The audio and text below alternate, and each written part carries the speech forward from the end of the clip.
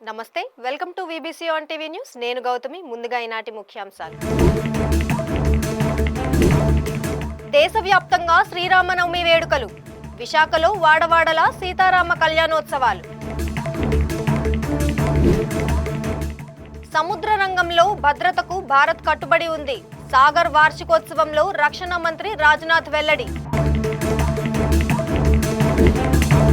మహిళలు పారిశ్రామికవేత్తలుగా రాణించాలి. వ్యాపారాభివృద్ధి వర్క్షాప్లో మంత్రి నారాయణ ఆకాంక్ష.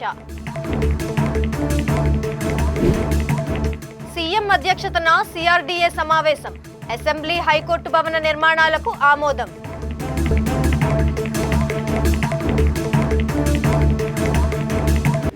దేశవ్యాప్తంగా శ్రీరామనవమి ఉత్సవాలు ఘనంగా జరుగుతున్నాయి. ఈ పండుగను పురస్కరించుకుని దేశంలోని వాడవాడల శ్రీ సీతారామ కళ్యాణాలు ఘనంగా నిర్వహిస్తున్నారు. దేశంలోని రామ మందిరాల్లో జరుగుతున్న కళ్యాణోత్సవాల్లో భక్తులు పెద్ద సంఖ్యలో పాల్గొని స్వామివారి కళ్యాణాన్ని కనులారా వీక్షించారు. భగవంతుని పెళ్లికి భక్తులే పెళ్లి పెద్దలయ్యారు. సిరులొలికే సీతమ్మను జగమేలే రామయ్యకిచ్చి వేడుకగా కళ్యాణం జరిపించారు. వేద మంత్రోచ్చారణలు, మంగళ వాయిద్యాల నడుమ అభిజిత్ లగ్నంలో ఇద్దరిని ఒకటి చేసి ఆనంద పరవశులయ్యారు. ఊరు వాడ సంబరం, సీతారాముల కళ్యాణానికి పదండి అందరం అన్నట్లుగా విశాఖ నగరం సరికొత్త శోభను సంతరించుకుంది. సీతమ్మధరలోని వేద ధర్మరక్షణ సభ ఆధ్వర్యంలో అందంగా అలంకరించిన మండపంపై సీతారాములను కొలువుదీర్చి వేద పండితులు తెన్నేటి నరసింహమూర్తి బ్రహ్మస్థానంలో ఉండి కళ్యాణాన్ని వేడుకగా జరిపించారు. నమః శ్రీ గురుభ్యో నమః. హరి ఓం. సీతారాముల కళ్యాణ మహోత్సవం ఈరోజు శ్రీరామనవమి. ఈ శుభ కార్యక్రమం ఎందుకు చేస్తామండి అంటే, శ్రీరాముడు ఏమిటయ్యా అంటే ధర్మవాక్య పరిపాలన, ధర్మం గురించే. ఆయన గురించి ఏమిటయ్యా అంటే ఎలా బతకాలి, ఎలా ఉండాలి, తండ్రిని ఎలా చూడాలి, అన్నదమ్ములను ఎలా చూడాలి, ధర్మవాక్య పరిపాలన. అలాగే ఏమిటయ్యా అంటే ఈ సీతారాముల దేవాలయం ఏ అగ్రహారం నుండి గ్రామం నుండి ఏదైనా సరే, ఏ విలేజ్లో అయినా ఎక్కడైనా సరే ఈ ఆలయం ఉండాలి. ఎందుకని ఆయన్ని చూసి మనం అంతా నేర్చుకోవాలి కదా. ఆయన చూసి మనం చూసి ఆయన కాదు. అందువల్ల ఆయన చూసి మనం నేర్చుకోవాలంటే ధర్మవాక్య పరిపాలన. శ్రీరాముడు ఎలాగా, ఆయన జననం ఏమిటి, ఆయన కళ్యాణం ఏమిటి, ప్రతిరోజు కళ్యాణమే, శ్రీరామనవమి అని కాదు. అందువల్ల ధర్మం గురించి, అన్నదమ్ముల గురించి, కళ్యాణం చెయ్యాలి, ఎలా చేసుకోవాలి, ఎలా చూడాలి, ఎలా బ్రతకాలి, ఎలా నడవాలి, ఎలా నడిపించాలి, ఆయన చూసి మనం ఆదర్శంగా తెలుసుకోవాల్సింది శ్రీరామనవమి. ఈరోజు కార్యక్రమం ఏమిటయ్యా అంటే గణపతి పూజ, పుణ్యాహవాచనం, పరిషత్తు, కుచ్చత్రయాలు, స్వామివారి యొక్క తండ్రి, తాత, ముత్తాత, వాళ్ళ వంశం అంతా ఆ సప్తఋషుల్ని, అలాగే సీతాదేవి యొక్క తండ్రి, తాత, ముత్తాత వాళ్ళందరినీ ప్రవర్ చెప్తూ వాళ్ళందరినీ ఆవాహన చేసి మండపారాధన చేసి కళ్యాణ మహోత్సవంలోకి వచ్చి స్వామివారికి కళ్యాణం చేస్తూ కూడా ఆ దేవతలందరినీ ఆవాహన చేస్తూ మనం కూడా శుద్ధి అవ్వాలి. ఏంటి శుద్ధి అవ్వడం అండి? మనం బయట స్నానం చేస్తాం, కానీ లోపల స్నానం అంటే ఏమిటి? ఆత్మ స్నానం. అంటే లోపలంతా కడగాలంటే ఏం చేయాలి? ఆయన తలుచుకుంటేనే శరీరం అంతా శుద్ధి అవుతుంది. ఏన దేవా పవిత్రేణ ఆత్మానమృతే సదా తేన సహస్రధారేణ పావమాన్య పునంతమా అని చెప్పి పుణ్యాహవాచనం చేస్తాం. హిరణ్య స్నానం చేయిస్తాం.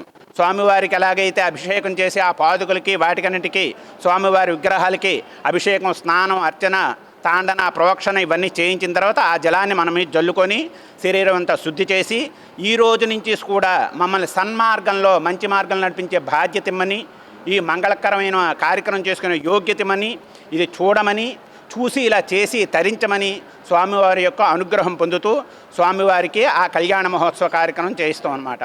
అలాగే సర్వే జన సుఖినో భవంతు, అందరూ కూడా బాగుండాలంటే, ఆయురారోగ్యాలతో ఉండాలంటే, ఈ విశ్వావసనామ సంవత్సరంలో ఆనందంగా జీవించాలంటే ఇలాంటి వాళ్ళన్నింటిలో కూడా పాల్గొనాలి, శుభప్రదంగా ఉండాలి, ఆ స్వామివారి యొక్క అనుగ్రహం, ఆశీస్సులు పొందాలి. శుభం సర్వం మంగళం మహతు. శుభం భూయాత్.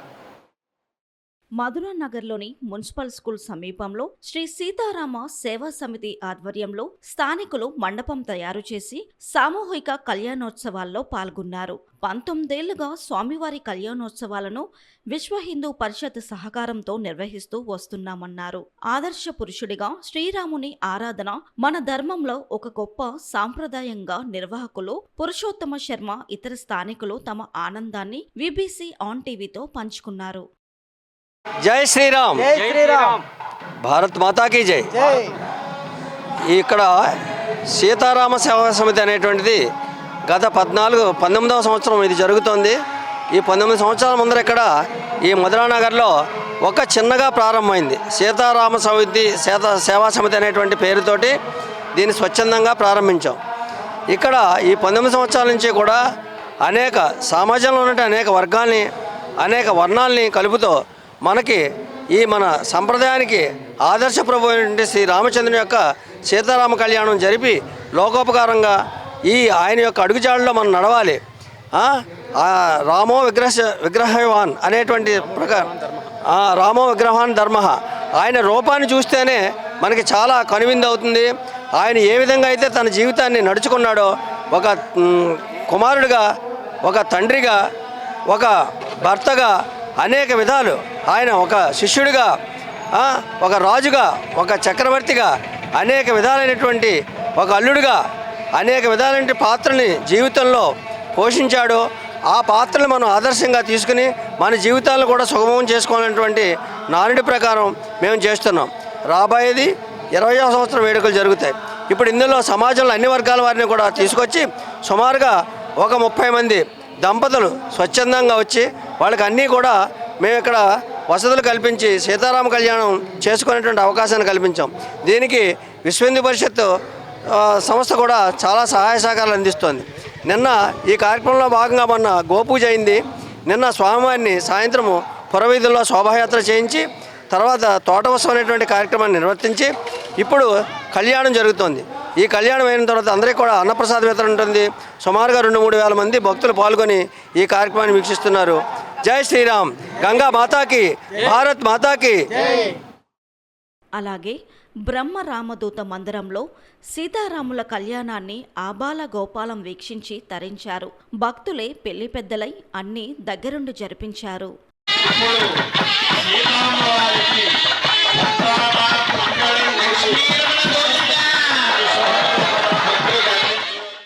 రామ్నగర్లోని గణపతి సాయి అభయ ఆంజనేయ రామ మందిరం ఆధ్వర్యంలో కమిటీ నిర్వాహకులు భారీగా పందిళ్లు వేసి సామూహిక కళ్యాణోత్సవాలను ఘనంగా జరిపించారు. కమిటీ నిర్వాహక సభ్యుడు న్యాయవాది సత్యనారాయణ మాట్లాడుతూ శ్రీరామనవమికి అంతా ఒక చోట చేరి భక్తి శ్రద్ధలతో స్వామిని ఆరాధించడం ఒక ఆనవాయితీగా వస్తుందన్నారు. నా పేరు డాక్టర్ సత్యనారాయణ, ఈ ఆలయ గౌరవ అధ్యక్షులు. అలాగే మాతో పాటు సురేష్ గారు ఉన్నారు, ఈ ఆలయ జాయింట్ సెక్రటరీ. 1960 నుంచి ఇక్కడ ఈ రామ్నగర్లో వెలిసినటువంటి ఈ గణపతి అభయ ఆంజనేయ సీతారామ మందిరంలో ప్రతి సంవత్సరం కూడా అంగరంగ వైభవంగా ఈ సీతారాముల కళ్యాణం జరుగుతుంది. చుట్టుపక్కల ఉన్నటువంటి 5,000 నుంచి 6,000 మంది ప్రజలందరూ, ఈ గ్రామ ప్రజలందరూ వచ్చి కూడా దర్శనం చేసుకుంటారు. అలాగే మధ్యాహ్నం కూడా ఇక్కడ ప్రతి సంవత్సరం 5,000 మందికి అన్నసంతరం ఏర్పాటు చేయబడి, అలాగే సాయంత్రం కూడా ఊరేగింపు కూడా ఏర్పాటు చేయబడుతుంది. ప్రజలందరికీ కూడా ఇక్కడ రాముడి మీద నమ్మకం, దండం పెట్టుకుంటే ఇక్కడ దర్శనం చేసుకుంటే వారి యొక్క కోరికలు నెరవేరుతాయని ప్రగాఢమైన విశ్వాసంతో ఇక్కడ రావడం వల్ల ఆలయ కమిటీ సభ్యులు అందరం కూడా ప్రతి సంవత్సరం భక్తులకు కావాల్సిన ఏర్పాట్లన్నీ చేయడం జరుగుతుంది. అలాగే కళ్యాణానికి కూడా 500 నుంచి 600 మంది కూర్చోవడం కూడా ఈ యొక్క ఆలయంలో ప్రత్యేకత. అందువల్ల భక్తులందరూ కూడా ఈ సీతారామ మహోత్సవం సందర్భంగా అందరూ కూడా మంచి జరగాలని కోరుకుంటూ ప్రత్యేక ధన్యవాదాలు తెలియజేసుకుంటున్నాం. ఇక అంబికాబాగ్ శ్రీ సీతారామచంద్రస్వామి ఆలయంలో భక్తులు స్వామి కళ్యాణాన్ని తిలకించేందుకు పోటెత్తారు. వందలాది మంది స్వామి కళ్యాణోత్సవాన్ని నిర్వహించి తరించారు. దేవాదాయ ధర్మాదాయ శాఖ ఆధ్వర్యంలో నిర్వహించే అతిపెద్ద ఉత్సవంగా ఇక్కడ శ్రీరామనవమి ఏడాదికేడాది ఎంతో ప్రాధాన్యతను సంతరించుకుంటుంది.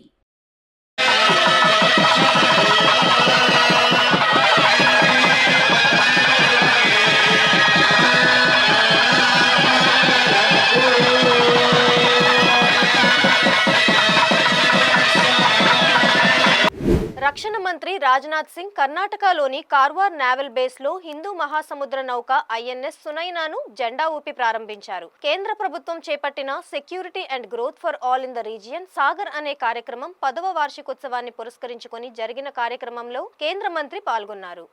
ఈ సందర్భంగా రక్షణ మంత్రి మాట్లాడుతూ సముద్ర రంగంలో శాంతి, శ్రేయస్సు, భద్రత పట్ల భారతదేశ నిబద్ధతను సాగర్ ప్రతిబింబిస్తుందని అన్నారు. అత్యాధునిక నౌకలు, ఆయుధాలు, పరికరాలు, సుశిక్షితులైన నావికులతో కూడిన భారత నావికాదళం హిందూ మహాసముద్ర ప్రాంతంలో సోదరభావం పెంపొందించడానికి ఇతర స్నేహపూర్వక దేశాలకు పూర్తిగా సహకరిస్తుందని చెప్పారు. సురక్షితమైన, మరింత సమగ్రమైన వాతావరణం కోసం పొరుగు వారితో కలిసి పనిచేయవలసిన అవసరం ఎంతైనా ఉందని రక్షణ మంత్రి ఈ సందర్భంగా తెలియజేశారు.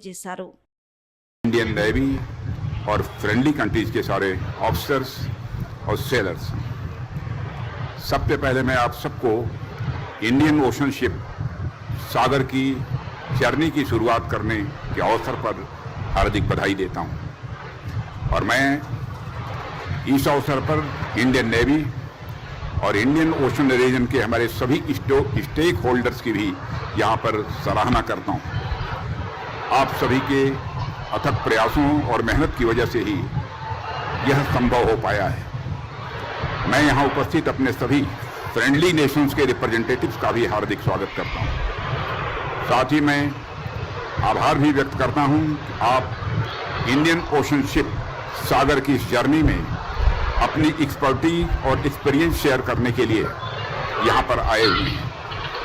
साथियों, आज इस ऐतिहासिक अवसर पर आप सभी के बीच उपस्थित होकर मुझे गौरव और खुशी दोनों की अनुभूति हो रही है। खुशी इस बात की, आज सागर इनिशिएटिव्स के 10 साल पूरे होने पर IUS सागर हिंद महासागर की अपनी यात्रा पर निकल रहा है और गौरव इस बात का कि यह नेवल डिप्लॉयमेंट न सिर्फ भारत की बल्कि इंडियन ओशन में हमारे सभी फ्रेंडली नेशंस के कोलैबोरेटिव इफोर्ट से हो रहा है। साथियों, इसे संयोग ही कहा जाता है कि आज ही के दिन लगभग फर्स्ट सेंचुरी पहले 5 अप्रैल 1919 को भारत का पहला व्यापारी जहाज सिंधिया स्टीम नेविगेशन कंपनी का SS लॉयल्टी नामक जहाज मुंबई से లండన్ के लिए రవాణా. సిఆర్డీఏ 46వ అథారిటీ సమావేశం ఉండవల్లిలోని చంద్రబాబు నివాసంలో జరిగింది. అమరావతి రాజధాని నిర్మాణం కోసం అవసరమైన మిగిలిన నిధులను వివిధ రూపాల్లో సమీకరించేందుకు సిఆర్డీఏ కమిషనర్ కు అనుమతిని ఇస్తూ అథారిటీ నిర్ణయం తీసుకుంది. పనులను ఎప్పటికప్పుడు పూర్తి చేసేందుకు అవసరమైన నిధులను వివిధ ఫైనాన్షియల్ ఇన్స్టిట్యూషన్స్ నుంచి సమీకరించేందుకు సిఆర్డీఏ కమిషనర్ కు అనుమతి లభించింది. అలాగే అసెంబ్లీ, హైకోర్టు భవనాల టెండర్లకు ఆమోదం తెలిపింది. L1 గా నిలిచిన సంస్థలకు లెటర్ ఆఫ్ యాక్సెప్టెన్స్ LOA ఇచ్చేందుకు ఆమోద ముద్ర వేశారు. 11.22 లక్షల చదరపు అడుగుల బిల్టప్ ఏరియా, 250 మీటర్ల ఎత్తుతో అసెంబ్లీ భవనం నిర్మాణం, అలాగే 20.32 లక్షల చదరపు అడుగుల బిల్టప్ ఏరియా, 55 మీటర్ల ఎత్తుతో హైకోర్టు భవనాన్ని నిర్మాణం చేపట్టేందుకు ఆయా సంస్థలకు LOA ఇచ్చేందుకు ఆమోదం లభించింది. ఈ ఆర్థిక సంవత్సరంలో 30,000 మందికి పైగా మహిళలను పారిశ్రామికవేత్తలుగా తయారు చేయడమే తమ లక్ష్యమని పట్టణాభివృద్ధి శాఖ మంత్రి పొంగూరు నారాయణ అన్నారు. విజయవాడలోని ఓ ప్రైవేటు కన్వెన్షన్లో మహిళా వ్యాపారాభివృద్ధి కార్యాచరణ ప్రణాళికపై ఒకరోజు వర్క్ షాపును మంత్రి ప్రారంభించారు. ముందుగా 100 రోజుల కార్యాచరణ ప్రణాళికలో భాగంగా ఏర్పాట్లు చేసుకున్న అన్ని కార్యక్రమాల్లోనూ 100% ప్రగతి సాధించినందుకు గాను సిబ్బందికి మంత్రి అభినందనలు తెలిపారు.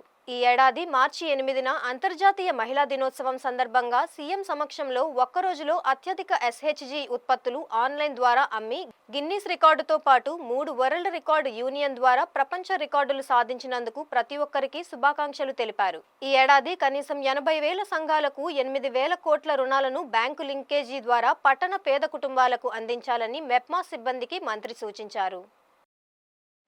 ముఖ్యమంత్రి చంద్రబాబు నాయుడు ముప్పాళ్లలో నిర్వహించిన ప్రజావేదికలో భాగంగా పలు అభివృద్ధి పనులకు శంకుస్థాపన చేశారు. ఈ కార్యక్రమంలో ఎన్టీఆర్ జిల్లా ఇన్ఛార్జ్ మంత్రి సత్యకుమార్ యాదవ్, ఎంపీ కేసినేని శివనాథ్, ప్రభుత్వ విప్ స్థానిక ఎమ్మెల్యే తంగిరాల సౌమ్య తదితరులు పాల్గొని వివిధ అభివృద్ధి పనులు, శిలాఫలకాలను ఆవిష్కరించారు. PMAJAY నిధులతో వెల్లుటూరు గ్రామంలో 5.75 కోట్ల రూపాయల ఖర్చుతో ఫుట్వేర్ తయారీ యూనిట్ నిర్మాణం, స్వచ్ఛ భారత్ మిషన్ గ్రామీణ నిధులతో రాష్ట్ర వ్యాప్తంగా 58.14 కోట్ల రూపాయలతో కమ్యూనిటీ శానిటరీ కాంప్లెక్స్ల నిర్మాణం, PMAGY నిధులతో 221 ఆదర్శ గ్రామాల్లో మౌలిక వసతుల అభివృద్ధి పనులకు శంకుస్థాపన చేశారు. అలాగే రాష్ట్ర వ్యాప్తంగా RO ప్లాంట్ల ద్వారా తాగునీటి సరఫరా పథకాన్ని ప్రారంభించారు.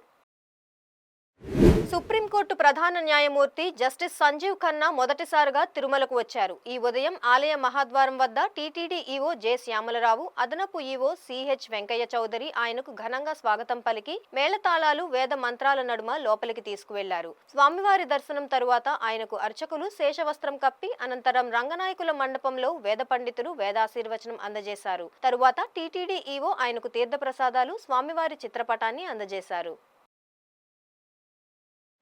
ప్రముఖ సినీ గీత రచయిత, ఆస్కార్ అవార్డు గ్రహీత చంద్రబోస్ కాణిపాకంలోని స్వయంభూ శ్రీ వరసిద్ధి వినాయక స్వామి వారిని దర్శించుకున్నారు. చిత్తూరులోని ఓ ప్రైవేటు కార్యక్రమానికి వచ్చిన ఆయన పూతలపుట్టు ఎమ్మెల్యేతో కలిసి వినాయక స్వామి వారి ఆలయానికి వచ్చారు. ఆలయ అధికారులు ఆయనకు స్వాగతం పలికి దర్శన ఏర్పాట్లు చేశారు. అనంతరం చంద్రబోస్ మాట్లాడుతూ త్వరలో శ్రీ వినాయక స్వామి వారి మీద ఒక పాట రచించి స్వరపరిచి శ్రీ వినాయక స్వామి వారికి అర్పిస్తామని వెల్లడించారు. అందరికీ నమస్కారం. భక్తులందరికీ చాలా సంతోషంగా ఉంది. కాణిపాకం ఇంతకుముందు 2 సార్లు వచ్చాను. ఒకసారి భార్య పిల్లలతో వచ్చాను, నేను ఒకసారి వచ్చాను ఒంటరిగా. ఇప్పుడు ఈసారి 3వ రావడం. ఈ 3వసారి చాలా ప్రత్యేకత ఉంది, విశిష్టత ఉంది. ఈసారి చాలా ఘనమైన స్వాగతం, ఘనమైన గొప్ప ఆదరణ, ప్రేమాభిమానాలతో నన్ను ఆహ్వానించారు, స్వాగతించారు. చాలా సంతోషం. ఇందుకు కారకులైన మన ఎమ్మెల్యే మురళి గారికి, మిత్రులు తేజో గారికి మనస్ఫూర్తిగా నా ధన్యవాదాలు తెలియజేసుకుంటున్నాను. చాలా ఏదో ఒక తెలియని స్పందన, గొప్ప అనుభూతి, అనిర్వచనీయమైన అనుభూతి కలిగింది. ఈసారి లోపల కాసేపు అలా గర్భగుడిలోకి ప్రవేశించిన తర్వాత ఆయన లీలలు, ఆయన గొప్పతనం అంతా చెప్తా ఉంటే మనసులో అంతా ఒక రకమైన భక్తిభావం ఉప్పొంగింది. నేను ఇప్పుడు అయ్యప్ప స్వామి మాలలో దీక్షలో ఉన్నాను. ఈ దీక్షలో క్షేత్ర దర్శనం ఒకసారి చేసుకోవాలన్నారు, నాకు కుదరలేదు. కానీ ఈరోజు ఈ కార్యక్రమం, వీళ్ళ కార్యక్రమానికి వచ్చాను కాలేజీకి. దాంతో మురళి గారు తీసుకొని వచ్చారు ఇక్కడికి. క్షేత్ర దర్శనం నాకు ఈ విధంగా వీళ్ళ ద్వారా సాధ్యమైంది. చాలా ఆనందంగా ఉంది. ఇప్పుడే అంతా అయిన తర్వాత, ఆశీర్వచనం అయిన తర్వాత కాణిపాకం గణపతి మీద ఏదైనా ఒక పాట రాయమని మనవాళ్ళు ఈవో గారు అడిగారు. నాకు వెంటనే నాలో ఒక మంచి స్పందన మొదలైంది. తప్పకుండా రాసిస్తాను. నేను ఒక మంచి పాట రాసి దాన్ని స్వరపరిచి నేనే సొంతంగా రికార్డ్ చేసి త్వరలో తీసుకొని వచ్చి ఇక్కడికి మళ్ళీ మన అందరి సమక్షంలో ఆ పాటను గణపతి ముందు మనం దాన్ని ఆవిష్కరించుకుందాం. ఆ పాట చిరకాలం ఈ దేవాలయంలో, ఈ ప్రాంగణంలో మోగాలి. నా వంతు, నేను భగవంతుడు నాకు ఇచ్చిన ఆశీర్వాదానికి నేనేదో నా కవిగా నేను చేయగలిగింది అదొకటే. నా పూజా కుసుమం, నా పాటలనే నా గేయ కుసుమాన్ని ఆయన పాదాల ముందు తప్పకుండా నేను ఉంచి ప్రార్థించాలని నా కోరికగా ఉంది. తప్పకుండా త్వరలో ఇది సాధ్యం అవుతుంది. ఆ శక్తి గణపతే నాకు ప్రసాదిస్తాడు. మరొక్కసారి ఇంత గొప్ప సందర్శనకు, గొప్ప దర్శనానికి నన్ను పాత్రుల్ని చేసిన మిత్రులు అందరికీ మనస్ఫూర్తిగా నా ధన్యవాదాలు తెలియజేస్తున్నాను. కోనసీమ జిల్లా కపిలేశ్వరపుర మండలం కేదార్లంక గ్రామం వద్ద గోదావరి నదిలో మునిగి కొత్తపేట గ్రామం మార్కెట్ వీధికి చెందిన రొట్ట దుర్గాప్రసాద్ అనే 21 సంవత్సరాల యువకుడు మరణించాడు. ఎండవేడి నుంచి ఉపశమనం కోసం గోదావరి నదిలో స్నానానికి అతను స్నేహితులతో కలిసి వచ్చాడు. స్నానానికి దిగిన ఈ యువకుడు గోదావరి నది గుంతలో మునిగి మరణించాడు. గోదావరి నదిలో ఇసుక కోసం తవ్విన గుంతలో మునిగి ప్రసాద్ మరణించాడని మృతుని బంధువులు, సన్నిహితులు ఆరోపించారు. ఒక్కగానొక్క కొడుకు మరణించడంతో ఆ కుటుంబానికి దిక్కు ఎవరని మృతుని బంధువులు ఆవేదన వ్యక్తం చేశారు. నదిలో ఇసుక కోసం తవ్విన గుంతలలో దిగవద్దని హెచ్చరిక బోర్డులు ఏర్పాటు చేయలేదని బంధువులు సంఘటన ప్రాంతం వద్ద ఆందోళన చేపట్టారు. మృతుని కుటుంబాన్ని ప్రభుత్వం ఆదుకోవాలని కేదార్లంక సర్పంచ్ వీధి వెంకటరెడ్డి డిమాండ్ చేశారు. జేసీబీలతో ఇసుక లోతుగా తవ్వడం వల్లనే పెద్ద గుంతలు ఏర్పడి ప్రమాదవశాత్తు మరణాలు సంభవిస్తున్నాయని ఆయన ఆరోపించారు. నిన్న కేదార్లంక పంచాయతీ మన ఇసుక ర్యాంప్లో జరిగిన సంఘటన చాలా దురదృష్టకరము. ఎందుకంటే ఎప్పుడూ ఇలాగా ఇసుక ర్యాంప్లో మనిషి చచ్చిపోవడం అనేది జరగలేదు. అలాంటిది మన కూట ప్రభుత్వం వచ్చాక చంద్రబాబు నాయుడు గారు ప్రజలందరికీ, ఇల్లు కట్టుకున్న అందరికీ ఫ్రీగా శాండ్ ఇస్తారని వాగ్దానం చేసి అందరినీ ఫ్రీగా తోలుకోమంటున్నారు. కానీ మన కేదార్లంక ర్యాంప్కి వచ్చి ట్రాక్టర్ వచ్చి 900 రూపాయలు వసూలు చేస్తున్నారు. అది కాకుండా మిషన్ తోటి తవ్వేయడం వల్ల బాగా లోతెక్కువ తవ్వేశారు ర్యాంపు. దాని గురించి ప్రతి సంవత్సరం సెలవులకి పిల్లలు వచ్చి స్నానాలు చేసి గోదావరి రేవులో వెళ్తూ ఉంటారు. కానీ వాళ్ళకి ఎంత లోతు ఉన్నది ఏమీ తెలీదు. కానీ ఇసుక ర్యాంప్ మిషన్ వల్ల తవ్వేయడం వల్ల లోతు ఎక్కువైపోయి కుర్రవాడు స్నానానికి వెళ్ళి చనిపోవడం చాలా దురదృష్టకరం. ఆ కుటుంబానికి నేను ప్రగాఢ సానుభూతి తెలుపుకుంటున్నాను. ఇలాగే ఈ కార్యక్రమాలు, ఈ ర్యాంప్ ఇలా తవ్వేయడం వల్ల మా లంక గ్రామం నదీ పాత్రలో కలిసిపోవడం గ్యారంటీగా జరుగుతుంది. దయించి ఏలివారు మన జిల్లా కలెక్టర్ గారిని నేను ఒకటే కోరుకుంటున్నాను, ప్రజలకి ఉచితంగా ఇల్లు కట్టుకోవడానికి ఇసుక ఇచ్చేటప్పుడు వీళ్ళ కూటమి నాయకులు దందా చేసి టాటర్ 900 రోజులు చేసి నదీ పాతంగా ఎట్టవచ్చిన మిషన్లతో గొయ్యలు తవ్వేస్తుంటే ఈ తవ్వేయటం వల్ల మా కేదాలంగా వీధి వాళ్ళంగా విలేజ్ కూడా గోదావరి అనేది విపరీతంగా ఒక్కోసారి వస్తుంది. మాకు 2022లో వచ్చింది. అదే గోదావరి కానీ ఈ సంవత్సరం కానీ వస్తే మరి వీధి వాళ్ళం కేదాలం గ్రామమే కొట్టుకుపోద్దని నేను ఏలిన వరకు తెలియజేసుకున్నాను. మెయిన్ ఏంటంటే కలెక్టర్ గారిని కోరుకునేది ఒకటే, ఈ ర్యాంప్ అనేది ఆగపోతే మా కేదాలంగా వీధి వాళ్ళం గ్రామం అనేది ఉండదు, నదీ గర్భంలో కలిపోతుందని నేను గ్రామ సర్పంచ్గా నేను చెప్పడం జరుగుతుంది.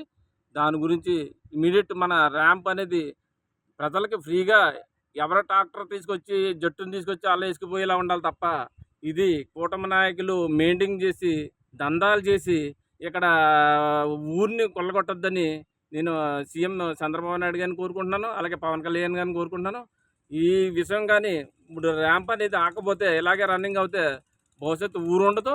దాని గురించి నేను రేపు ప్రజలందరూ మీటింగ్ పెట్టి త్వరలోని కార్యాచరణ తెలియజేసుకుంటూ ర్యాంప్ అనేది ప్రజలు ఫ్రీగా తోలుకోవాలి తప్ప మెయింటైన్ చేసి డబ్బులు వచ్చేసే రకం ఉండకూడదని ఏలువని కోరుకుంటూ భవిష్యత్తులో మనం చేయవలసింది ఏంటంటే ఈ మనకి లంక గ్రామాలు ఉండాలంటే ఈ ర్యాంప్ అనేది మనకి లోతెట్టి తీయటం అనేది మిషన్లతో తీయటం అనేది జరగకూడదు. ప్రజెంట్ ఇప్పుడు అలాగా చూస్తే తాతపూడి ర్యాంప్ కూడా మా లంక కేసు వచ్చేసి మొత్తం 4 క్రెయిన్లు తవ్వుతున్నారు. మా లంక బాధులు తవ్వేస్తున్నారు. అలా అది ఎంత లోతు తీస్తున్నారో మిషన్కి ఎంత లోతు అంత లోతు తీసేస్తున్నారో అలా తీసేయటం వల్ల నదీపాతం ఎక్కువ లోతు తీయటం వల్ల ఏమవుతుందంటే భవిష్యత్తులో గోదావరి వచ్చినప్పుడు మన లంక గ్రామం అనేది ఉండదు, మొత్తం కొట్టుకుపోద్దని నేను సీఎం చంద్రబాబు నాయుడు గారికి అలాగే పవన్ కళ్యాణ్ గారికి ఈ వార్త చేరాలని కోరుకుంటూ ఈ అవకాశం అందరికీ నా హృదయపూర్వక ధన్యవాదాలు తెలుపుకుంటూ సెలవు తీసుకుంటాను. కాకినాడ జిల్లా గండేపల్లి మండలం తాళ్లూరు బాలా త్రిపుర సుందరి సమేత రామలింగేశ్వర స్వామిపై ఈ ఉదయం సూర్యకిరణాలు ప్రసరించాయి. ద్వాపర యుగంలో ఈ స్వామివారు వెలిసినట్లుగా పురాణ ఇతిహాసాల ద్వారా తెలుస్తోందని, ఈ స్వామివారిని శ్రీరామచంద్రుడు పూజించడం విశేషమని ఆలయ పురోహితుడు వివిఎస్ఎన్ మూర్తి తెలిపారు. అటువంటి స్వామివారిపై శ్రీరామనవమి రోజున సూర్యకిరణాలు పాదాల నుంచి శిరస్సు వరకు తాకడం శుభపరిణామమన్నారు. భాస్కరాయ విద్మహే మహద్యుతికరాయ ధీమహి తన్నో ఆదిత్య ప్రచోదయాత్. ఉషాఛాయా పద్మిని సవితుర్ సూర్యనారాయణమూర్తి దేవతా ప్రసాద సిద్ధిరస్తు. మెట్ట ప్రాంతంలో ప్రసిద్ధిగాంచిన బ్రహ్మసూత్ర అధిష్టాన శ్రీ బాలా త్రిపుర సుందరి రామలింగేశ్వర స్వామి వారి ఆలయంలో చైత్ర శుద్ధ నవమి ఆదివారం నాడు సూర్యకిరణాలు శ్రీ రామలింగేశ్వర స్వామి వారి పాదాల నుంచి శిరస్సు వరకు తాకడం సర్వశుభదాయకం, మంగళదాయకంగా ఆగమశాస్త్రాలు ఘోషిస్తున్నాయి. ఈ స్వామివారు ద్వాపర యుగంలో వెలిసినట్టుగా పురాణ శాసనాల ద్వారా తెలుస్తోంది. ఈ స్వామివారిని సత్యహరిశ్చంద్రుడు, శ్రీరామచంద్రుడు కూడా పూజించడం విశేషం.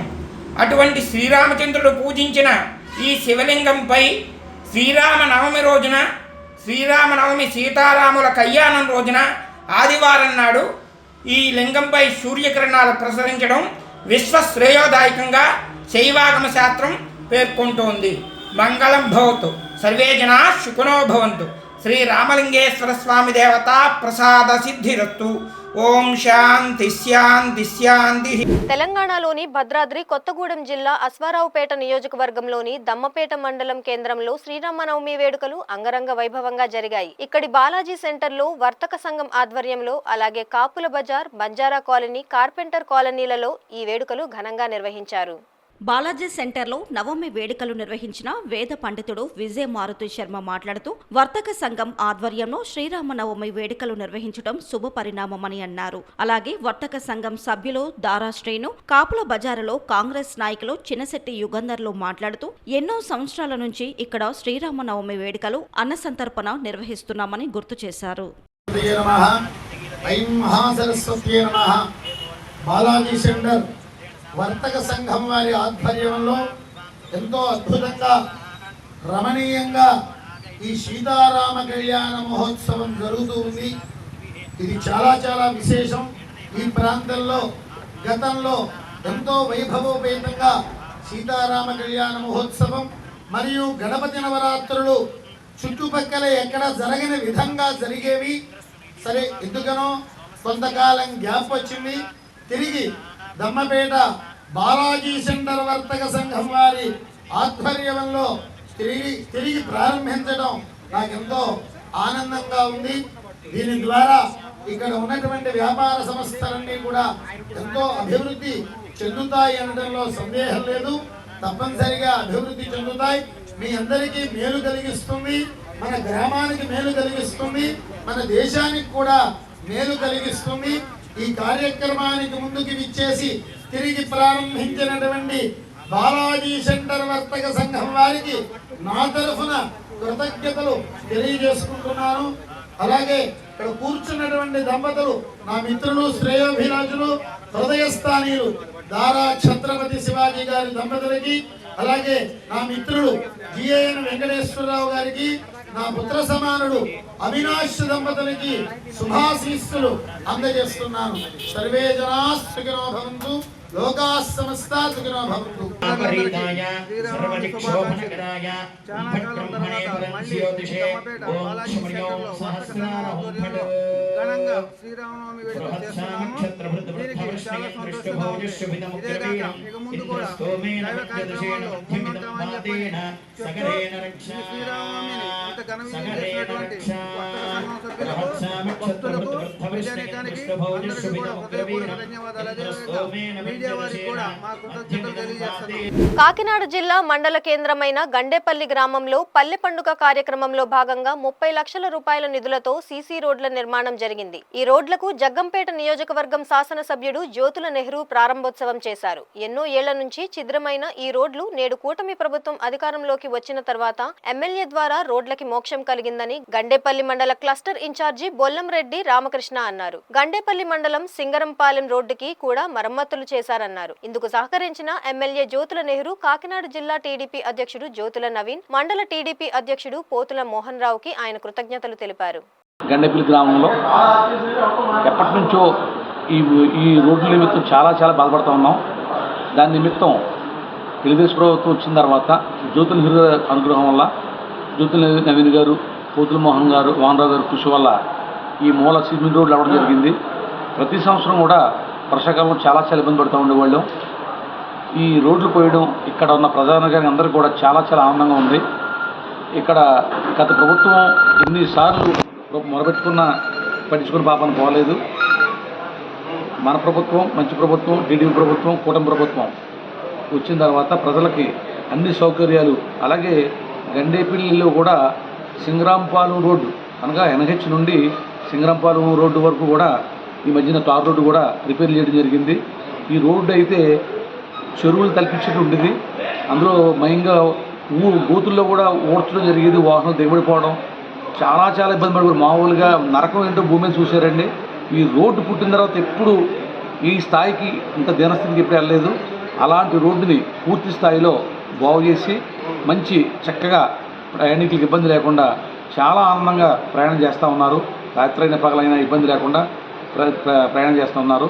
ఈ సందర్భంగా ఎంతటి చక్కటి రోడ్లు నిర్మించిన ప్రభుత్వం చంద్రబాబు నాయుడు గారికి, ఈ గ్రాంట్ తెచ్చిపోయించిన జ్యోతుల నెహ్రూ గారికి, జ్యోతుల నవీన్ గారికి, మరి ముఖ్యంగా దీనికి రావడానికి పూర్తి సహకారం అందించిన పోతుల మోహన్ రావు గారికి కూడా హృదయపూర్వక ధన్యవాదాలు తెలియజేసుకుంటా ఉన్నాను. నమస్కారం. ఆంధ్రప్రదేశ్లో కూటమి ప్రభుత్వం అధికారంలోకి రాగానే ముఖ్యమంత్రి తీసుకున్న నిర్ణయాల్లో మాదక ద్రవ్యాల నిర్మూలన చాలా కీలకమైనదిగా మారింది. రాష్ట్ర ప్రభుత్వం డ్రగ్స్ నిర్మూలనకు ఎప్పటికప్పుడు పగడ్బందీ చర్యలు తీసుకుంటున్నా ఫలితం మాత్రం శూన్యంగానే ఉంది. రాష్ట్రంలో గంజాయి, డ్రగ్స్ రవాణా వినియోగం రోజురోజుకు విపరీతంగా పెరుగుతోంది. యువతే లక్ష్యంగా పెట్టుకున్న కొంతమంది అక్రమార్కులు యథేచ్ఛగా డ్రగ్స్, గంజాయిని అమ్ముతున్నారు. ఒకప్పుడు ఢిల్లీ, ముంబై, గోవా లాంటి మహానగరాలకే పరిమితమైన ఈ డ్రగ్స్ కల్చర్ ఇప్పుడు ఆంధ్రాలో కూడా విపరీతంగా విస్తరించింది. మాదక ద్రవ్యాలు అనే మాట వినిపించకుండా కట్టడి చేయాలని రాష్ట్ర ప్రభుత్వ యంత్రాంగం ఎన్ని కఠిన చర్యలు తీసుకున్నా ఏదో ఒక మూల నుంచి మాదక ద్రవ్యాలు విశాఖలో పలు నగరాలకు చేరుకుంటూనే ఉన్నాయి. విపరీతంగా పెరుగుతున్న గంజాయి, డ్రగ్స్ అధికారులకు కంటి మీద కునుకు లేకుండా చేస్తున్నాయనే చెప్పాలి.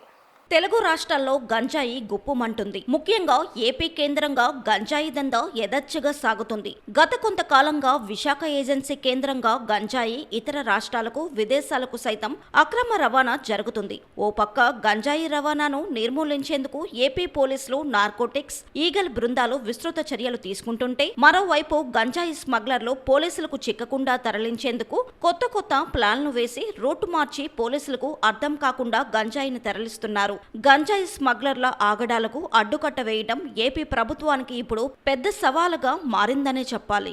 గంజాయి అక్రమ రవాణా భారీ స్థాయిలో జరుగుతుందని ఇటీవల జరుగుతున్న భారీ గంజాయి పట్టివేతలే చెబుతున్నాయి. కోట్ల విలువైన సరుకు excise, task force, narcotics, police, revenue అధికారులు పట్టుకుంటున్నారు. ఏపీ పోలీస్ యంత్రాంగం ఎక్కడికక్కడ నిఘా ఏర్పాటు చేయడంతో స్మగ్లర్లు గంజాయిని పోలీసుల కళ్ళు కప్పి కొత్త మార్గాల నుంచి తరలిస్తున్నారు. అయితే ఇంతకు ముందు ఏజెన్సీ ప్రాంతాల నుంచి వచ్చే గంజాయిని నర్సీపట్నం, విశాఖ జిల్లాల ముఖద్వారాల నుంచి తరలించేవారు. కానీ రాష్ట్ర ప్రభుత్వ ఆదేశాల మేరకు పోలీస్ బృందాలు కూడా రాష్ట్రం నలుమూలలా ప్రత్యేక బృందాలతో నిఘా ఏర్పాటు చేయడంతో స్మగ్లర్లు తమ రొటీన్ రూటును మార్చుకొని సాలూరు, బొబ్బిలి, పార్వతీపురం, అనకాపల్లి ముఖద్వారాల నుంచి తీసుకురావడం మొదలుపెట్టారు. ఇక ఈ గంజాయి దందాలో ఏపీ రాష్ట్రంలోని వారే కాకుండా పక్క రాష్ట్రాల మాఫియా కూడా ఉన్నట్టు తెలుస్తుంది. పార్వతీపురం, మన్యం జిల్లా పాచిపెంట మండలం ఆలూరు గ్రామం గ్రీన్ఫీల్డ్ హైవే ప్రాంతంలో తరలిస్తున్న గంజాయిని పాచిపెంట పోలీసులు కాపు కాసి మరీ వాహనాలను పట్టుకొని 396 కేజీల గంజాయిని స్వాధీనం చేసుకున్నారు. పర్యాటకుల ముసుగులో జోరుగా సాగుతున్న గంజాయి రవాణా గుట్టును టాస్క్ ఫోర్స్ పోలీసులు రట్టు చేశారు. 3rd April 2025 morning 10 o'clock Pachipeta police స్టేషన్లో ఒక case of illegal transportation of ganja register చేయడం జరిగింది. ఈ కేసులో మనకి ఒక ఇన్ఫర్మేషన్ వచ్చింది around 4 o'clock in the morning. Information పైన మన Salur rural CI has formed a special టీమ్తో పాటు 2 మీడియేటర్స్ అక్కడ స్పాట్లో వెళ్ళారు. Alluru village road junction, Pachipenta 6 lane greenfield highway దగ్గర. ఒడిస్సా నుంచి పెందుర్తి మీదుగా మహారాష్ట్రలోని నాసిక్ ప్రాంతానికి గంజాయి తరలించడానికి పెడ్లర్లు రంగం సిద్ధం చేశారు. సుజాతానగర్ జంక్షన్ వద్ద వాహన తనిఖీలు చేపడుతుండగా మినీ వ్యాన్లో గంజాయి ప్యాకెట్లు బయటపడ్డాయి. 3 కేజీల ప్యాకెట్లు 32, 2 కేజీల ప్యాకెట్లు 42, అలా మొత్తం 180 కేజీల గంజాయిని పోలీసులు స్వాధీనం చేసుకున్నారు. జ్యూరిడిక్షన్లో 180 కేజీల గంజాయి పట్టుకోవడం జరిగింది. ఈ ఆపరేషన్ని మా టాస్క్ ఫోర్స్ వారి సహకారంతో పెందుర్తి పోలీస్ నిర్వహించడం జరిగింది. ఎస్హెచ్ఓ పెందుర్తి గారు దీని నేతృత్వం వహించారు. ఇందులో మొత్తం 180 కేజీల గంజాయి, మొత్తం 3 కేజీల ప్యాకెట్లు 32, అలాగే 2 కేజీల ప్యాకెట్లు 42 ఒక టెంపో ట్రావెలర్లో పట్టుకోవడం జరిగింది. దీని విలువ సుమారు 10 లక్షలు ఉంటుందనుకుంటున్నాం. దీంట్లో ప్రధాన ముద్దాయిలు మొత్తం 7 అండి. ఇందులో 5 మేము పట్టుకోవడం జరిగింది. మిగతా 2 దావుద్ ఖాన్ అనే అతను ఒరిస్సాలోను, అలాగే శ్రీనివాస్ వాగ్ అనే అతను మహారాష్ట్రలోను ఉంటున్నారు తెలిసింది. వీళ్ళను కూడా పట్టుకోవడం జరుగుతుంది. ఇందులో ఈ టెంపో ట్రావెలర్లో 2 ప్రయాణిస్తున్నారు. అజయ్ చావన్, సన్ ఆఫ్ శ్యామ్ చావన్, 26 సంవత్సరాల ఏజ్.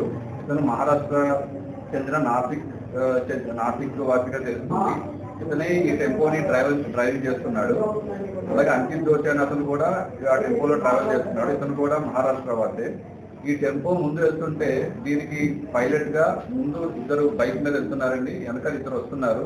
అంటే పోలీసుల నుంచి సేఫ్గా ఉండాలని. ఈ ముందు వెళ్తున్న 2 పేర్లు ఈ దావుద్ ఖాన్ అండ్ ప్రేమ్ కుమార్. వీళ్ళిద్దరూ ముందు బండి మీద వెళ్తున్నారు 2 వీలర్ మీద, వెనకాల ఈ బిసోయి సహదేవ్ అండ్ కొర్ర సన్యాసరావు వీళ్ళిద్దరూ వెనక బండి మీద వస్తున్నారు. ఈ బిసోయి సహదేవ్ అనే అతను మన ఆంధ్రాకి చెందిన అల్లూరు సీతారామరాజు డిస్ట్రిక్ట్ చెందిన అతను. అలాగే కొర్ర సన్యాసరావు అనే అతను ముంచిపట్టు వాసి అల్లూరు సీతారామరాజు డిస్ట్రిక్ట్. ఈ ఆపరేషన్ వివరాల్లోకి వెళ్తే పోలీసులకు వచ్చిన విశ్వసనీయ సమాచారం ప్రకారం ఎస్హెచ్ఓ సతీష్ గారి నేతృత్వంలో టాస్క్ ఫోర్స్ వారి సహకారంతో నిర్వహించడం జరిగింది.